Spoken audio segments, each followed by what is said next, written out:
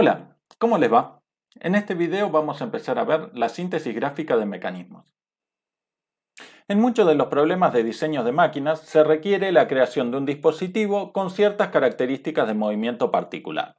Por ejemplo, puede ser que se tenga que mover una herramienta de una posición A a una posición B en un intervalo particular, o tal vez que un punto siga una trayectoria particular en el espacio para insertar una pieza en un ensamble.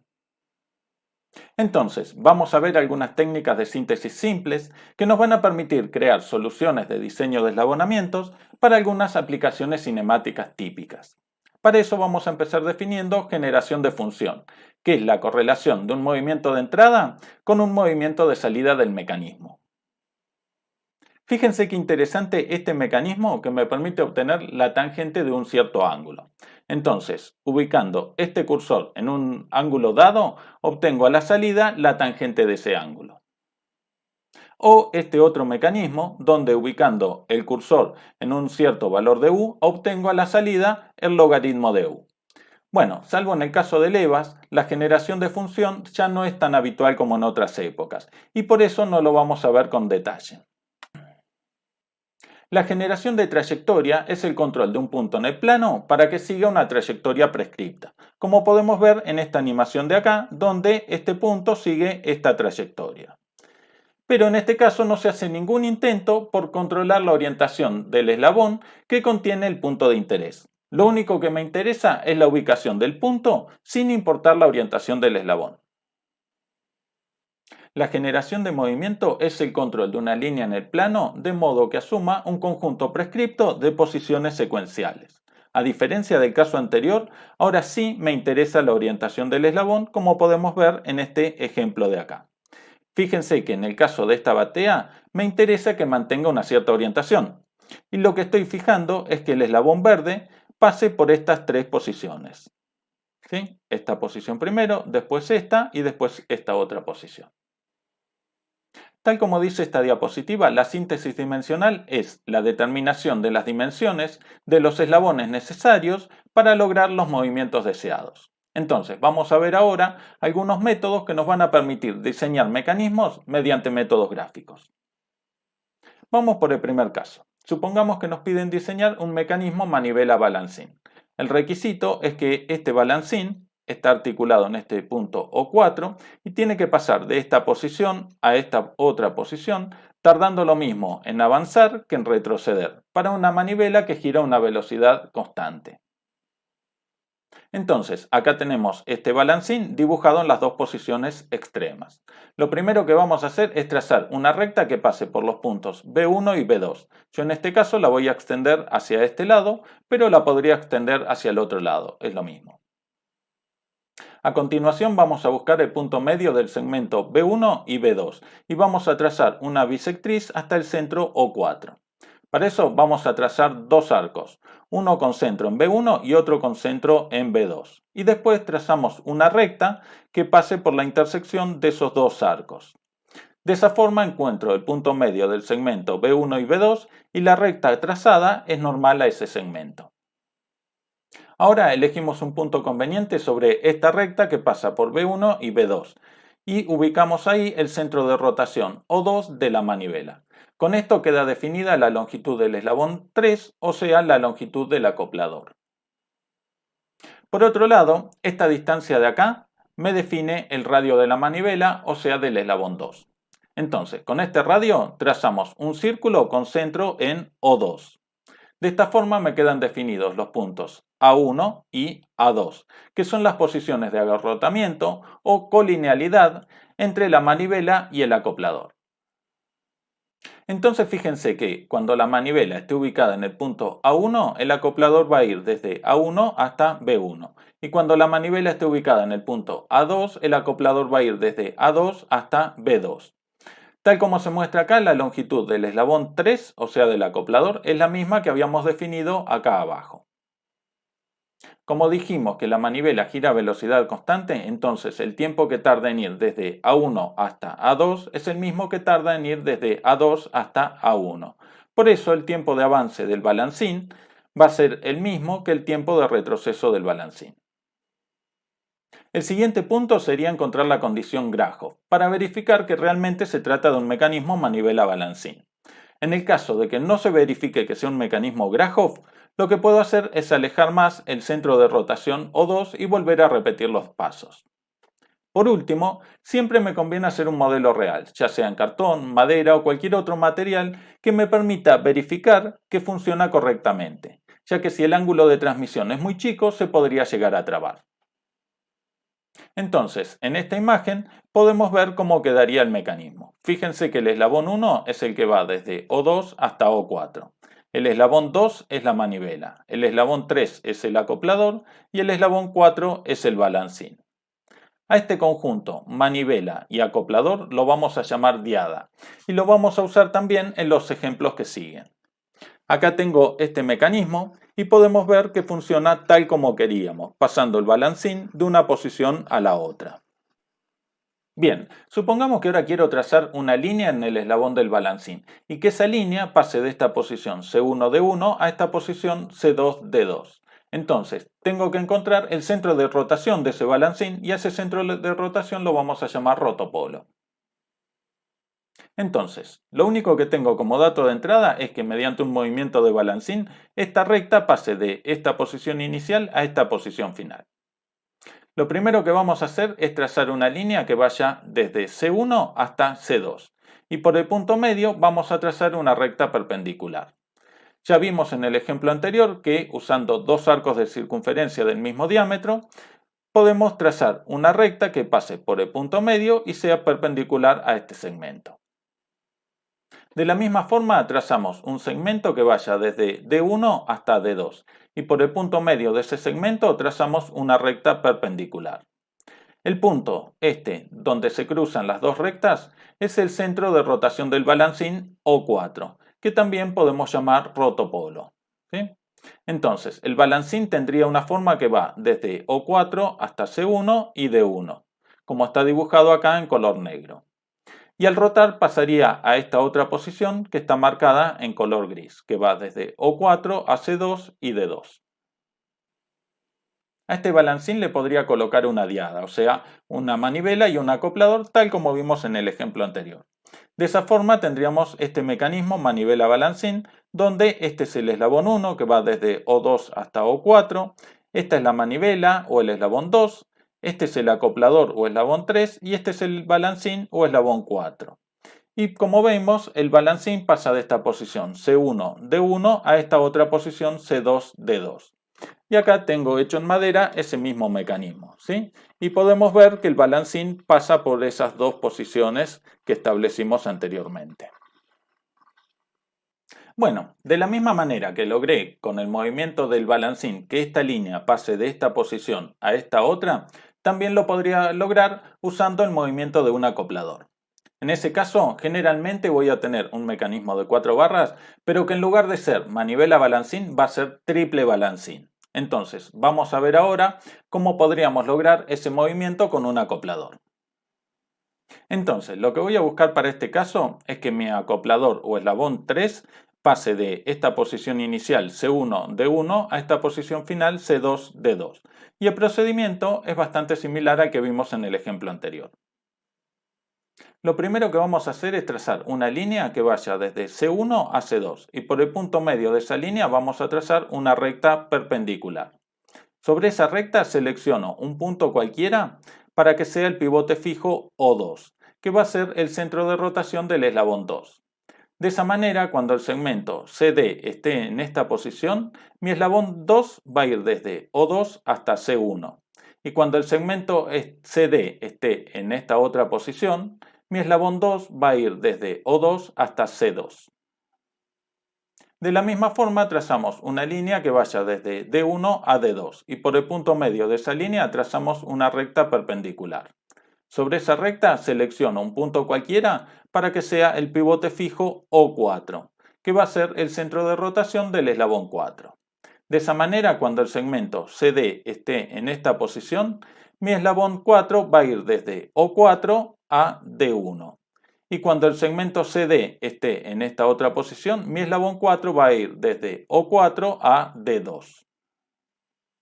Fíjense que en este caso elegí este punto como O2 y este otro punto como O4. Pero podría haber elegido cualquier punto de esta recta como O2 y cualquier punto de esta otra recta como O4. En este caso no es necesario verificar la condición de Grashof, porque cualquier condición de Grashof sería potencialmente aceptable. Por último, conviene siempre hacer un modelo real, ya sea en madera, cartón o cualquier otro material que me permita verificar que funciona correctamente. Entonces, en esta imagen podemos ver cómo quedaría el mecanismo. Fíjense que el eslabón 1 va desde O2 hasta O4, el eslabón 2 es este es el eslabón 3 y este es el eslabón 4.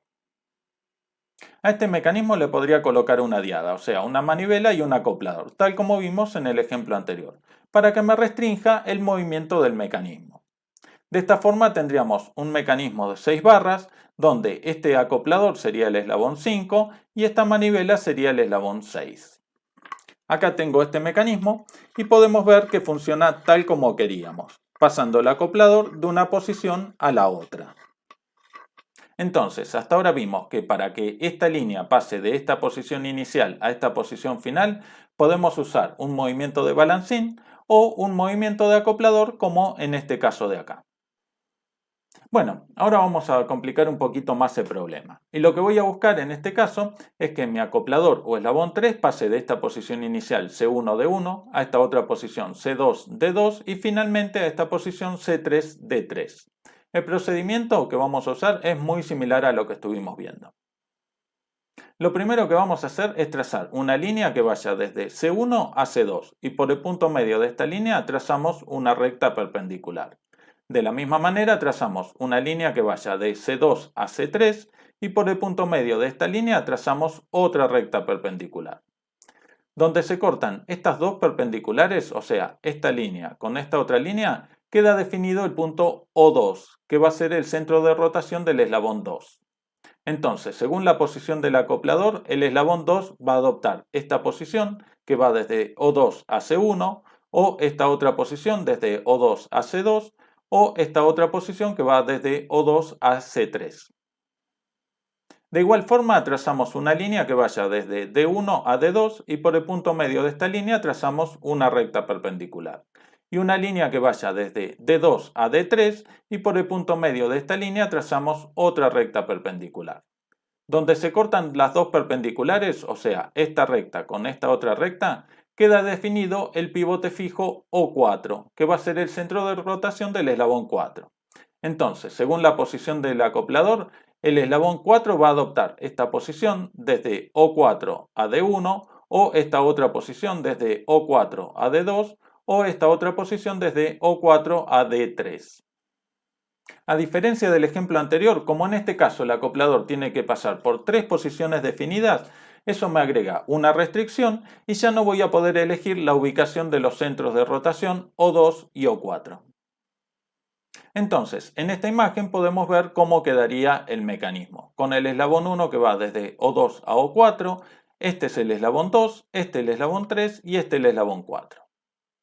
Pero en un video anterior habíamos dicho que una posición de agarrotamiento ocurría cuando quedaban alineados dos eslabones móviles. Y fíjense que en esta posición de acá quedan alineados el eslabón 3 con el eslabón 4, entonces sería una posición de agarrotamiento. Y en esta otra posición, cuando el eslabón 2 ocupa esta posición, quedarían alineados el eslabón 2 con el eslabón 3 y entonces tendría otra posición de agarrotamiento. Y el problema de las posiciones de agarrotamiento es que para poder mover el mecanismo, primero tengo que sacarlo de la posición de agarrotamiento, ya que el ángulo de transmisión entre los eslabones alineados es 0. Entonces, si mediante una diada motriz quisiera mover el eslabón 2, en esta posición no podría porque los eslabones 3 y 4 están en una posición de agarrotamiento. De igual forma, si mediante una diada motriz quisiera mover el eslabón 4, en esta posición tampoco podría porque tengo los eslabones 2 y 3 también en una posición de agarrotamiento. Entonces, la alternativa para este caso sería colocar una diada motriz que accione algún punto del eslabón 3. Pero esa no es la única alternativa. Hay otra alternativa que vamos a ver en el ejemplo siguiente. El requisito en este ejemplo va a seguir siendo que el acoplador pase por estas tres posiciones. pero en este caso las articulaciones o juntas del eslabón 3 no van a estar en los puntos C y D, sino que van a estar en otros puntos del eslabón 3. Entonces, en esta imagen tenemos el eslabón 3 con el segmento CD que tiene que pasar por estas tres posiciones y los nodos E y F donde van a estar las juntas del eslabón. Entonces, ubico el eslabón 3 en las posiciones por donde va a tener que pasar el segmento CD, como se ve en esta imagen de acá. Tenemos el eslabón 3 ubicado en la primera posición, que después pasa a esta otra posición y finalmente a esta otra posición de acá. Y entonces hacemos el mismo procedimiento que ya vimos antes. Trazamos una línea que vaya desde E1 hasta E2 y por el punto medio de esa línea trazamos una recta perpendicular. De la misma forma trazamos una línea que vaya desde E2 hasta E3 y por el punto medio de esa línea trazamos otra recta perpendicular. Donde se encuentran las dos perpendiculares va a quedar definido el pivote fijo O2, que es el centro de rotación del eslabón 2. Y de la misma forma trazamos una línea que vaya desde F1 hasta F2 y por el punto medio de esa línea trazamos una recta perpendicular y una línea que vaya desde F2 a F3 y por el punto medio de esa línea trazamos otra perpendicular. Donde se cortan las dos perpendiculares queda definido el pivote fijo O4 que va a ser el centro de rotación del eslabón 4. Entonces, de esa manera queda definido el eslabón 2 que va desde O2 a E1 y el eslabón 4 que va desde O4 a F1. Fíjense que eso me cambió las ubicaciones de los centros O2 y O4 respecto del caso anterior. Y ahora el mecanismo no pasa por ninguna posición de agarrotamiento. Entonces, podemos agregar una diada motriz que accione el eslabón 2. En esta imagen podemos ver cómo quedaría el mecanismo con el agregado de una diada motriz, o sea, de un acoplador 5 y una manivela 6. En esta posición del eslabón 3 podemos ver que este es el eslabón 2 y este es el eslabón 4. En esta otra posición del eslabón 3, este es el eslabón 2 y este es el eslabón 4. Y en esta última posición del eslabón 3, este es el eslabón 2 y este otro es el eslabón 4. Y en ningún caso tuve una posición de agarrotamiento. Fíjense que los puntos E y F del eslabón 3 los elegí al azar. Y eso va a hacer que si el mecanismo no me satisface, puedo elegir otros puntos E y F y encontrar un mecanismo distinto. Como último ejemplo tenemos este caso donde el requisito es que el acoplador pase por las mismas tres posiciones anteriores, pero ahora vamos a definir dónde queremos que estén ubicados los pivotes fijos, O2 y O4. Lo que vamos a hacer es encontrar la ubicación de las articulaciones E y F del ejemplo anterior. O sea, con los pivotes fijos O2 y O4 tengo que ubicar E y F respecto del segmento CD. Entonces, la ubicación de este segmento EF va a ser mi incógnita. Lo que vamos a hacer para este caso es usar inversiones. ¿Se acuerdan qué es una inversión? Bueno, habíamos dicho que en una inversión fijábamos al marco de referencia un eslabón distinto de la cadena cinemática. En este caso tenemos fijo el eslabón 1, que es el eslabón que va desde O2 a O4.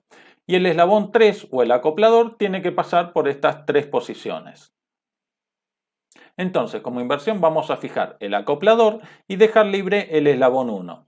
Y en este caso tenemos que encontrar qué posiciones adoptaría el eslabón 1 respecto del eslabón fijo que es el acoplador.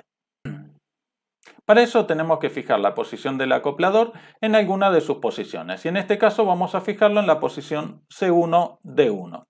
Entonces vamos a sacar la posición que ocupa el eslabón 1, o sea O2, O4 respecto de' la posición C2, D2 y la vamos a trasladar a la posición C1, D1 del acoplador. De esa forma quedan definidos los puntos O2' y O4'. O sea, si el eslabón C1, D1 estuviera fijo, el eslabón O4 pasaría de esta posición a esta otra posición. De la misma forma vamos a sacar la posición que ocupa el eslabón 1, o sea O2, O4, respecto de C3, D3 y la vamos a trasladar a la posición C1, D1.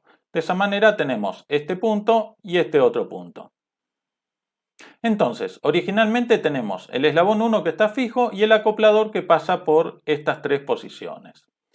Ahora, con la inversión donde fijamos el acoplador en la posición C1, D1, tenemos que el eslabón 1 pasaría de esta posición, que renombramos E1, F1, a esta otra posición, E2, F2, y finalmente a esta posición, E3, F3. Con estas tres posiciones invertidas del eslabón 1, usamos el mismo método que vimos antes para encontrar los pivotes G y H. O sea, trazamos una línea que vaya desde E1 hasta E2 y desde el punto medio trazamos una recta perpendicular. Trazamos una línea que vaya desde E2 hasta E3 y desde su punto medio trazamos otra perpendicular. Donde se cortan tenemos el pivote G. De igual manera trazamos una línea desde F1 hasta F2 y en el punto medio trazamos una perpendicular y una línea que vaya desde F2 hasta F3 y en el punto medio trazamos otra perpendicular. Donde se cortan tenemos el pivote H. Esto significa que si tuviéramos un eslabón fijo con los pivotes en G y H, el eslabón 1 pasaría de esta posición E1, F1 a esta posición E2, F2 y finalmente a esta posición E3, F3. Tal como podemos ver en esta imagen de acá, donde tenemos los pivotes fijos G y H y las tres posiciones del acoplador E1, F1, E2, F2 y E3, F3. Entonces tenemos este eslabonamiento con estos pivotes fijos G y H. Ahora lo que hacemos es volver a invertir el mecanismo y fijamos nuevamente el eslabón 1, que es el eslabón que va desde E1 hasta F1. O sea, E1 hasta F1 ahora pasa a ser nuevamente el eslabón fijo. Y dejamos libre el eslabón GH, o sea, este eslabón de acá. Con lo que tenemos este mecanismo de acá. Sigo teniendo el eslabón 2 en esta posición, ¿sí? Y el eslabón 4 en esta misma posición. Pero lo que era el eslabón fijo, GH, pasa a ser el acoplador GH, y lo que era el acoplador E1, F1 pasa a ser el eslabón fijo E1, F1. Entonces, mi acoplador debería tener esta forma para pasar por estas tres posiciones requeridas. Fíjense que acá tengo este mecanismo y el acoplador pasa por esas tres posiciones. ¿Sí? Fíjense cómo va pasando por cada una de esas posiciones. Resulta increíble, ¿no?